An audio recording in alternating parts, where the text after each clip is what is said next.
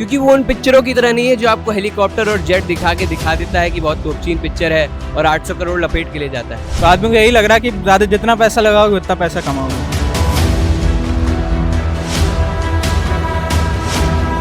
मुझे थोड़ा ड्रामा और कॉमेडी का जॉनरा ज़्यादा पसंद है। सो आई थिंक ऐसी मूवी साल में एक बार आए तो मोर देन इनफ है। तो 3 घंटा बैठ लिए तो कुछ मनोरंजन देख लिए, नाच गाना देख लिए, उसमें आनंद लेके चले गए। ऐसे पर्सनली मुझे कोई प्रॉब्लम नहीं है, लेकिन हम लोग के पेरेंट्स को हो सकती है।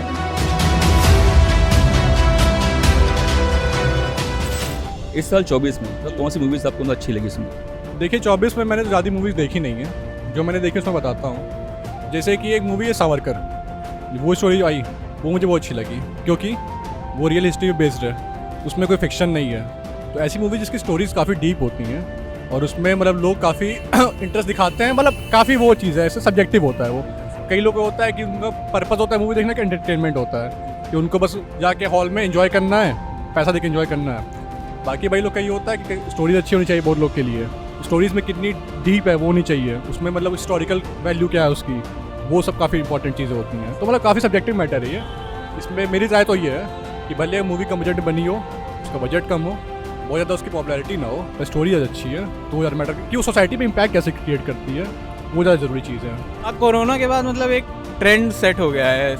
मतलब शुरू में इस तरह की मूवी ज़्यादातर साउथ में ही हम देखने को मिलती थी, लेकिन अब कोरोना के वजह से शाहरुख खान ने इसमें, पहले वो एक्शन थ्रिलर्स इस तरह नहीं करते थे और उन्होंने पठान जैसी मूवी की, मुझे बहुत अच्छी नहीं लगी, हालांकि मैं उनका फ़ैन भी हूँ, लेकिन वो बहुत हिट हुई। तो आदमी को यही लग रहा है कि ज़्यादा जितना पैसा लगाओगे उतना पैसा कमाओगे। अभी 24 में कौन सी फिल्म देखी आप रिसेंटली? मैंने लास्ट मूवी मुझे लगता है स्त्री 2 देखी होगी, अगर सिनेमा में आप बात करते हैं। कैसी लगी? स्त्री 2 अच्छी मूवी थी, हॉरर कॉमेडी का हल्का नया टेस्ट था, तो अच्छा लगा था, कुछ हटके था एक्शन थ्रिलर वगैरह जो बन रही है उससे। साबरमती रिपोर्ट अभी पिक्चर मैंने देखी नहीं है, लेकिन आप उस पिक्चर के नाम ही से समझ जाएंगे कि उस पिक्चर में कोई तथ्य है। तथ्य क्यों है? क्योंकि वो उन पिक्चरों की तरह नहीं है जो आपको हेलीकॉप्टर और जेट दिखा देता है कि बहुत तोपचीन पिक्चर है और 800 करोड़ लपेट के ले जाता है। भले ही उसमें उतना पैसा ना हो, लेकिन आदमी जब उसे पिक्चर को देखेगा तो 4 ताली जरूर मार के जाएगा। 700-800 करोड़ का जो बजट होता है, इस तरह की मूवी छू नहीं पाती है। उसका जो मेन कारण होता है, जो क्या होता है उसका रीज़न? देखिए, सच्चाई अगर मैं आपको बताऊं तो जो हमारे भारतीय समाज है, जो इंडिया का मास पॉपुलस है, वो पिक्चर को किसी वजह से नहीं देखता है, वो पिक्चर को अपना मन हटाने के लिए देखता है कि दिन भर काम आम किए, दौड़ भाग किए, तो 3 घंटा बैठ लिए तो कुछ मनोरंजन देख लिए, नाच गाना देख लिए, उसमें आनंद लेके चले गए। लेकिन कुछ लोग होते हैं जो भारतीय सिनेमा को मनोरंजन की तरह नहीं देखते हैं, भारतीय सिनेमा को एक समाज के पहलू की तरह देखते हैं, एक समाज के आईने जैसा देखते हैं, और अगर उस आईने में अपनी परछाई ही नहीं दिखेगी तो आईने का काम ही क्या? कंटेंट जैसे 2 टाइप का होता है, तो मास अपीलिंग होता है और दूसरा जो एक पर्टिकुलर ऑडियंस बस देख पाती है। तो दोनों के लिए फिल्में बननी चाहिए। मैं थोड़ा मास सिनेमा से मैं थोड़ा सा, मुझे उतनी पसंद नहीं आती हैं, तो जो क्या कहते हैं, जो कंटेंट ड्रिवन फिल्में होती हैं वो मुझे ज़्यादा भाती हैं, जैसे महाराज हो गई और कोई फिल्में हो गई, तो यही होता है। अभी जो इस तरह की कोई इश्यूज़ पे जो फिल्में मतलब बनती हैं, कोई घटनाओं पर फिल्में बनती हैं, जैसे कि कश्मीर फाइल्स हुई, केरला फाइल्स हुई, और अभी फिल्म आई साबरमती रिपोर्ट, तो इस तरह की मूवीज़ वगैरह देखते हैं? अगर जो प्रोपेगेंडा से भरी ना हो तो मैं बिल्कुल देखना चाहूँगा। फिल्म एंटरटेनमेंट के लिए होती है, पर मेरा ऐसा मानना है कि कुछ फिल्में युवाओं को प्रोत्साहित करने के लिए भी बनानी चाहिए, जिससे युवा प्रोत्साहित हो सके। जैसे 12th फेल थी, 12th फेल काफ़ी ऐसे पिछड़े वर्ग के युवाओं को एक बढ़ावा देती है जो अपनी आशा हार के बैठे हैं। तो ऐसी फिल्में बननी चाहिए जो युवाओं को मोटिवेट कर सके।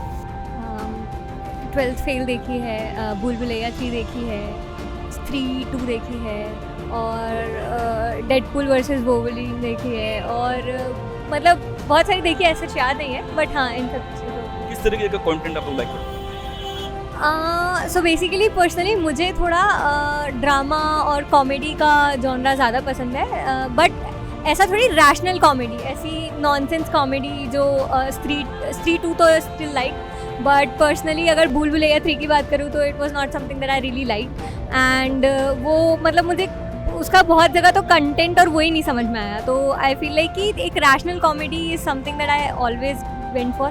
और जो भूल भुलैया पर्सनल, जो भूल भुलैया ओरिजिनल मूवी थी, दैट वाज एक्स्ट्रा ऑर्डिनरी, मतलब अक्षय कुमार, यस, वो उसकी रैशनैलिटी और उसकी कॉमेडी वाज बियॉन्ड अमेजिंग, तो उस टाइप की जो मूवीज़ होती है वो पर्सनली मुझे बहुत पसंद होती है। सिनेमा मतलब जो है वो सिनेमा जो इंडस्ट्री है उसमें किस तरीके का आप चाहते हो कि वो कंटेंट आप लोग को होते जो आप लोग को अच्छा पसंद करें, वो ऐसी क्या चीज़ होनी चाहिए? सो आई थिंक आजकल का कंटेंट काफ़ी रेगुलर और कॉमन सा हो गया है। हर मूवी में nonsense comedy as she mention भरी हुई है। सो मेरे ओपिनियन में पर्सनली मुझे हॉरर बहुत पसंद है, तो हॉरर के साथ not just random comedy but actual facts, psychological facts add करेंगे तो it would be really good. As she mention Bhool Bhulaiyaa में पहला पार्ट, अभी जैसे 2 रिसेंटली आया, so I don't think that was as great as the first part. इसी 2 में भी सेम है कि 2 wasn't as good as 1। So मेरा favourite genre horror plus comedy है, so I think I would prefer better pictures और expect better pictures in that. अभी film आई थी 12th फेल, देखी है? हाँ देखिए, इस मूवी बहुत इंस्पिरेशनल, मोटिवेशनल। तरीके की जो सब्जेक्टिव जो मूवीज़ वगैरह होती हैं तो आप ये चाहते हो कि मतलब इस तरीके की मूवीज़ समय समय पे आती रहनी चाहिए कि धूम धड़ाका होना चाहिए मूवी, उस तरह की मूवीज़ पसंद है? सो आई थिंक ऐसी मूवीज साल में एक बार आए तो मोर देन इनफ है। मोर देन इनफ है? हाँ सर, क्योंकि वैसी बाकी लाइट वेट मूवीज़ तो सबको जैसे हर मंथ एक देखनी चाहिए, क्योंकि फिर आप अपने स्ट्रेस कम कर सकते हो। जैसे 12th फेल वाली मूवी थी, आई डोंट थिंक स्ट्रेस कम करने के लिए कोई देखेगा, वो बेसिकली आप मोटिवेशन के लिए देखोगे, तो एक साल में एक मोटिवेशन काफ़ी है। स्ट्रेस कम करने के लिए ज़्यादा होना चाहिए। डायरेक्टर कौन सा अच्छा ठीक ठाक काम लगा direction? विद्यु Vinod Chopra, always always, मतलब उनकी चाहे 3 इडियट्स देख लूँ, चाहे फिर वो देख लूँ, क्या बोलते हैं 12th फेल। एज पर्सनली मैं अभी क्लैट के एग्जाम्स के पहले ही 12th फेल देखा था मैंने, एंड आई रियली मेरे पेरेंट्स ने मुझे घसीट से लेकर गया था, चल वो मूवी देख ले, and it was very amazing. या इट वॉज, और मैं चाहती हूँ कि वैसी मूवीज़ हमेशा आनी चाहिए। Like so personally my favourite is Vidhu Vinod Chopra. मेरा सिंपल जॉनर रहता है हॉरर मूवी, जो मुझे लगता है कि बहुत ज़्यादा अब बेकार कर दिया है, क्योंकि अगर आप हॉरर मूवीज़ में जैसे आपको रखना है प्रॉपर हॉरर मूवीज़, तो आप उसमें ज़्यादा कॉमेडी मत डालो। जैसे अगर आपको प्रॉपर रखना है कॉमेडी हॉरर रखना है तो कॉमेडी हॉरर, कॉमेडी को अलग रखें और हॉरर को एकदम अलग रखें। एक मतलब सिंपल मूवी आनी चाहिए जो प्रॉपर हॉरर हो, मतलब फ्यूजन कभी हो गया, क्रिएटिव हो गया। मतलब हर हॉरर मूवी में आप अगर वो कॉमेडी डाल दोगे तो मतलब वो हॉरर कंटेंट खत्म हो जाएगा। हॉरर कंटेंट खत्म हो जाएगा, क्योंकि पहले विक्रम भट्ट वगैरह 1920 जीबी मतलब आती थी मूवीज, तो मतलब काफ़ी, हाँ राज वगैरह ये मतलब जैसे, और उससे पहले भी बहुत सारी वो पुरानी हवेली वगैरह करके कोई मूवी, हाँ पुरानी हवेली तो बहुत पुरानी पता है, बट स्टिल वो आप देखते हो पुरानी फिल्म? हाँ रेलिवेंट है आज के टाइम में, मतलब वो उस टाइम तो अभी भूल भुलैया 2 मतलब वो चलो हाँ मैम, आपने देखी है पुरानी हवेली?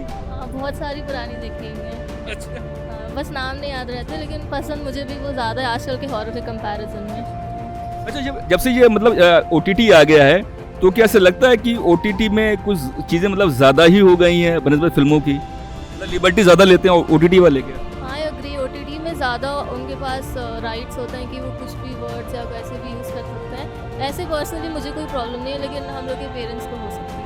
मेरे ख्याल से तो इस वक्त हर तरह की मूवी का, हर जॉनर का मार्केट है, मतलब जो भी मूवी बनेगी वो कंज्यूम होगी, बट क्योंकि अब OTT इतना आ गया है कि इवेंचुअली तो मूवी कंज्यूम हो जाएगी और पैसा कमा लेगी अपने सैटेलाइट्स राइट्स वगैरह बेच के। बट अगर किसी को बहुत बड़ा कमर्शियल सक्सेस होना है तो उसको जो सारे एलिमेंट जोड़ने पड़ेंगे और कुछ नई यूनिक स्टोरी लाइन आनी पड़ेगी। और मेरे को लगता है अब विद द टाइम, जैसे पहले एक्टर्स के बेसिस पे मूवी चलती थी, अब वो थोड़ा सा कम हो गया है, और अब थोड़ी सी मूवी, जैसे अभी रिसेंटली बॉलीवुड की सबसे ज़्यादा हिट 3-2 हुई थी, तो वो स्टोरी लाइन थी और थोड़ा नयापन था, क्योंकि हॉरर कॉमेडी इंडिया में अभी उतनी बनी नहीं है, तो इसलिए मेरे को लगता है वो ज़्यादा कमर्शियल सक्सेस हुई। अगर वो सब थोड़ा सा नया यूनिकनेस आए और सब एलिमेंट्स जोड़े तो मेरे को लगता है ज़्यादा चले। अच्छा ये बताएं, भूल भुलैया 3 भी आई थी हॉरर कॉमेडी पे, इस समय क्या सोचते हैं इस बारे में? मतलब ठीक है जो इन्होंने कहा, लेकिन मुझे लगता है कि एक सस्पेंस वाली मूवी होनी चाहिए, मतलब एक सस्पेंस तुम्हारा शुरू से अंत तक बना होना चाहिए। और अगर आप चाहें तो जैसे कि आप देख रहे हैं KGF जैसे आई, पुष्पा 2 आई, एक वो आपकी बाहुबली थी, तो उसमें एक सस्पेंस पे रोक रहे थे, तो जिससे एक क्रेज़ बढ़ता है लोग देखने का, और थिएटर जाने का उनका मन करता है कि फर्स्ट डे फर्स्ट शो देखूंगा, मतलब ऐसे करके। देखिए जॉनरा तो सारा का सारा कंज्यूम हो रहा है, ठीक है, लेकिन यूथ को वही चाहिए कि मतलब कि OTT से थोड़ा सा डिफरेंट मिले उनको, ठीक है, कि OTT पे अगर हम जाते हैं, ठीक है, इतना सारा कंटेंट वहाँ पर दे दिया है, ठीक है, हमारे पास इंटरनेट का एक्सेस है, OTT का एक्सेस है, लेकिन हम वहाँ पर जाते हैं हमें समझ में नहीं आता क्या हमें चाहिए, ठीक है, तो हम ट्रेलर्स और टीजर से हम वो चीज़ ले सकते हैं कि भाई हमें सस्पेंस बनाया जाए, ठीक है, थोड़ी सी मिस्ट्री वाली मूवी डालें, ठीक है, थ्रिलर डालें कि भाई थोड़ा सा अट्रैक्शन हो कि जाएँ वहाँ पर, ठीक है, थोड़ा सा OTT से डिफरेंट मिले हमें। और अगर हम वहाँ पर जा रहे हैं देखने तो हमें थोड़ा सा डिफरेंट एक्सपीरियंस मिले जो हमें लैपटॉप वगैरह या फिर TV पे हम ले। हाँ आखिरी सवाल, क्या लगता है पुष्पा 2 हाइप मिलेगी इस बार? मिलेगी तो मतलब अगर कोई भी मूवी का पहला पार्ट सक्सेस हो जाए तो दूसरा पार्ट ज़रूर लाजमी है, बनता ही है। बाहुबली के साथ ऐसे हुआ, KGF के साथ ऐसे हुआ, पुष्पा के साथ भी मुझे लगता है मिलेगी। पुष्पा के बारे में क्या विचार है? मेरा मानना है कि हाँ मतलब वो उसका सक्सेस होना एक मतलब क्योंकि आप देख सकते हैं कि अभी उसके अप्रॉक्स $5 लाख के वो बिक चुके हैं राइट्स वगैरह। तो उसने रिलीज़ होने के पहले इतना कमा लिया, तो फिर रिलीज़ होगी तो एक फैंस का क्रेज़ है ही कि कैसे उसने मतलब एक रेड सैंडलवुड को कैसे क्या किया उसमें। तो वो सस्पेंस है एक डॉन वाला प्लस एक हीरो मतलब विलन के साथ हीरो का उसमें रोल दिखाया है उसका। तो ये आप लोग देखोगे? हाँ जरूर जाएंगे। तो आज के एपिसोड में बस इतना ही। आपको एपिसोड कैसा लगा हमें कमेंट बॉक्स में लिखकर ज़रूर बताएं। अपने विचार अपने सुझाव हमें कमेंट बॉक्स में लिखना ना भूलें। और हाँ, चैनल को ज़्यादा से ज़्यादा शेयर करें, लाइक करें, सब्सक्राइब करें। Thank you.